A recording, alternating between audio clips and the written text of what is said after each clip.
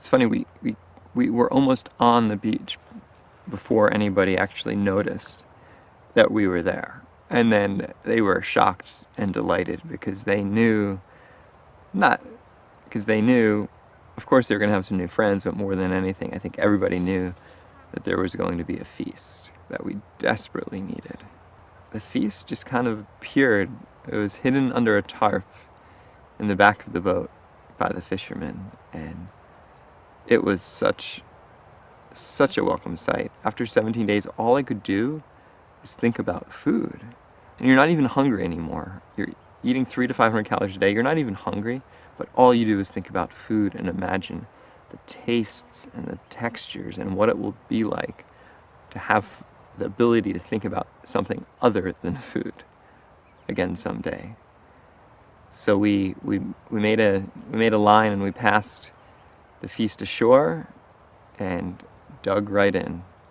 We laid down our tarp, which was another huge win from yesterday, to finally have a tarp and know that we don't have to sit out in the pouring rain ever again in this game.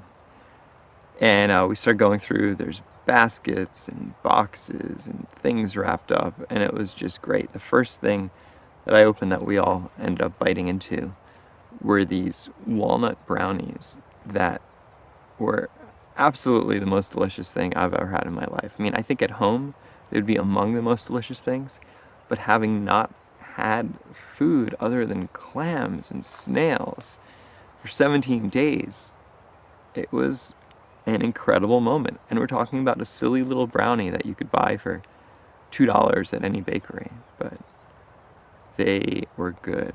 So we started eating. There were crackers and all different kinds of cheeses and meats and pickled things and candy and mustards and jellies and just all these things. And I just started eating, and I did not stop. I got to a point where I was completely full. With 11 people on the beach, I figured everybody's just going to keep eating, and the more calories I can get in my body now, it's going to help me later in the game. So I ate until it hurt, and then I kept on eating well past that point. It was just a relief after 17 days to know that at least for one night I wasn't going to bed thinking about food.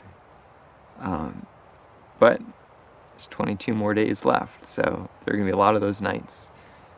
So for now, then the strategy is really just put as many calories as I could, ignore the fruit, just cheese and chocolate and meat, and repeat and repeat and repeat. So it was an exercise in competitive eating, and I think I won. I was the last person eating.